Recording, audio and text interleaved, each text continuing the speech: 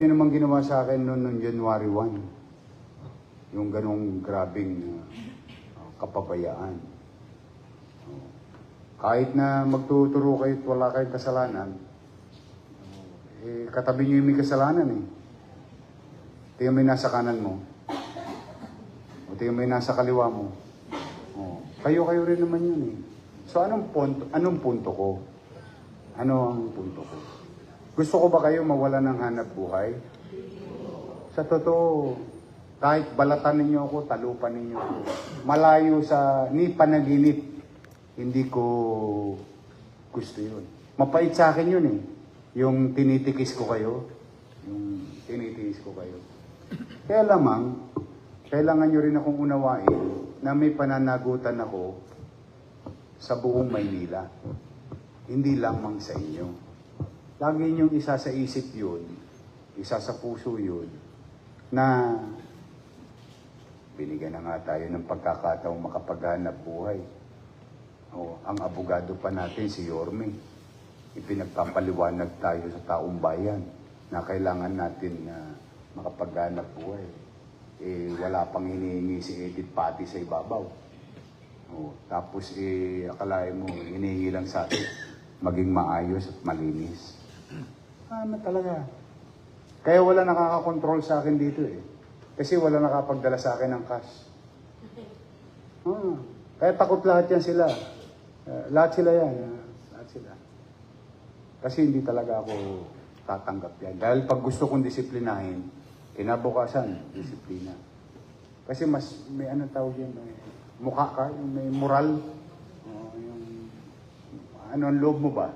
Magaang ang loob mo, matangos ang ilong mo, makapaglalakad ka sa gitna ng kalsada na mag-isa na alam mo, wala akong hinihingi sa inyo. Diba? Yung bukal ba sa kalooban mo? Kaya lamang, lalo ngayon, ang mahal-mahal ng garbage fee. Alam nyo ba ngayon, kayo sinisisi? Ang mga vendor, sila nagkakalat ng basura. Pero hindi, lahat naman tayo may responsibilidad sa basura. Hindi lang kayo. Hindi po pwedeng ituro ko lang sa iyo. Pangkalahatan yan. It's everyone's responsibility. But I cannot allow.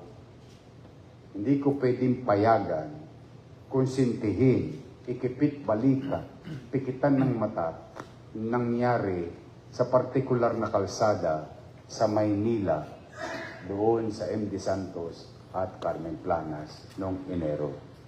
Hindi talaga. If not, magiging katatawanan na lang tayo. Tanong, nakapaghanap buhay ba sila sa Blooming Treat? Nakapaghanap buhay sila. Lahat ng nakabalagbag sa kalsada ng Blooming Treat, pwede makapagtinda. Pero hindi pwede sa Blooming Treat kasi daanan na hindi. Nakapaghahanap buhay ba sila sa Evangelista, sa Hidalgo, Villalobos? Nakapaghahanap buhay. Pero wag yung Carriedo. Kasi bababa sa LRT, maglalakad yung utaw, magsisimba. Wag yung Palangka. Kasi may ikot ng jeep doon. Wala namang kalye sa Hidalgo. Wala namang biyahe sa Plaza Miranda, sa gilid. Bakit ko hiningi yung Plaza Miranda, yung square? Para sa nagsisimba. Yung gilid, para sa vendor. Diba, kumbaga, inaano mo lang talaga na yung pinipilit mong yakapin ang kaya mong yakapin. Sila naman nasunod. Pagka Enero, 3 araw, tiklop. Kasi yung ating Nazareno. So, ang punto ko po, mga nanay ko, yung iba sa inyo, dyan yata inuban. Ang hinihingi ko lang, huwag nyo nang ulitin yung nangyari.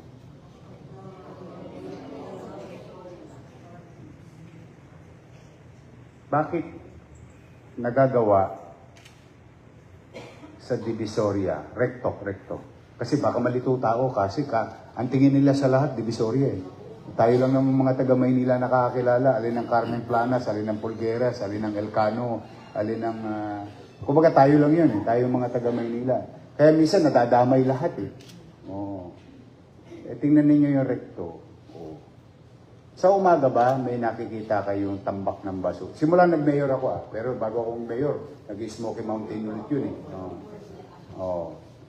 Pagka umaga ba, may nakikita kayo, halimbawa, mga alas 7 na, para walang nangyari, ano? Parang walang nangyari. Pero sa gabi, alam natin pare-pareho, may naghahanap buhay doon. Yung mga biyahero ba?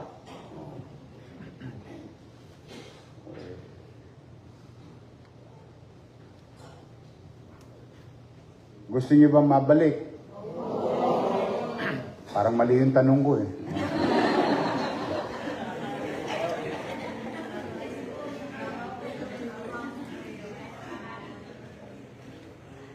Ako, buong kababaang loob.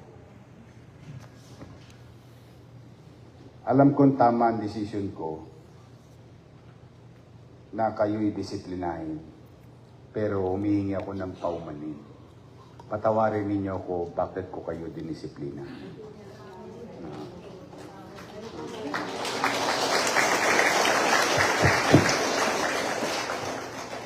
Sa pagpapatakbo ng pamahalaan, naniniwala akong dapat disiplinahin ng tao. Yung hinihingi kong kapatawaran, yung bigat ninyo sa akin, yung timbang ninyo sa akin, ay talagang tinalikuran ko yun. Dala ng gusto ko kayong matuto na meron tayong responsibilidad sa ating sarili, sa ating pamilya, sa ating pamayanan, sa ating syudad at kapwa-tao.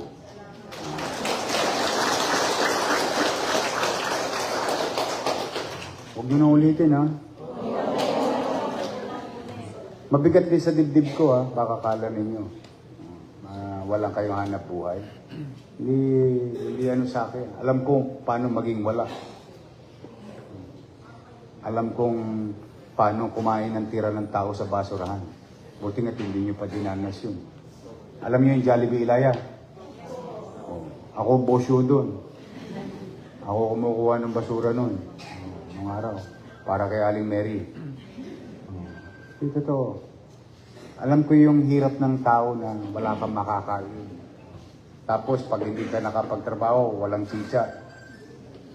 Alam ko yung pakiramdam. Kaya mabigat yun sa akin. Pero tatandaan nyo lagi nyo kong uunawain na hindi lamang kayo ang tao sa Maynila. May obligasyon ako sa 2 milyong mamamayan. Mapabata, mapatanda. Kaya kayo, pagka kayo kinikilala, which I did, I always do, kinikilala ko yung katatayuan ninyo, may timbang na kayo sa akin, may bigat na kayo sa akin, o ang hinihingi ko lang naman, maging responsable din kayo sa isa't isa. Yung katabi mong nagtitinda, matigas, konyatan mo. Ang ina ko, nadadamay pa ako sa iyo. You have to start loving each other, caring for each other. Kumbaga, ano nyo naman, para bang kapwa malasakit na. Ipag malasakit nyo ang sarili ninyo. Gusto nyo nang bumalik?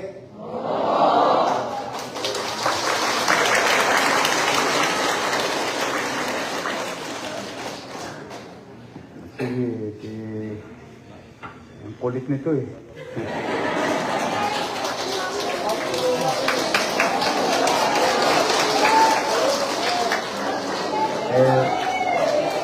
Bala ko sana tapusin pa yung Enero eh.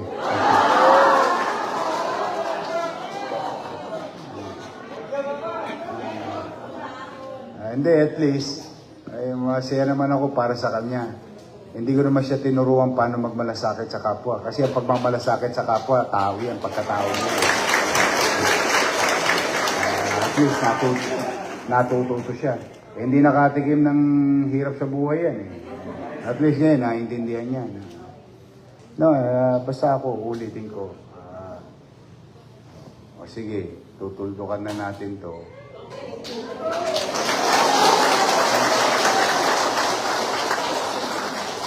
Bukas, linggo, maraming tao. Malakas benta. O, bumalik na kayo bukas.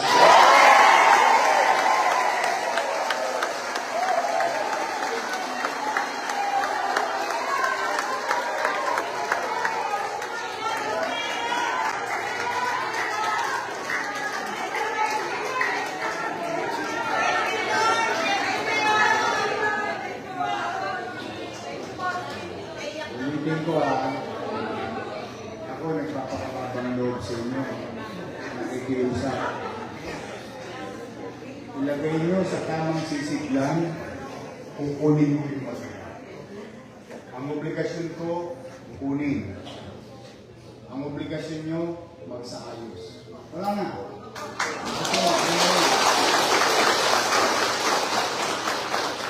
Tapos ang meeting na ito, kung magkayak na kayo doon,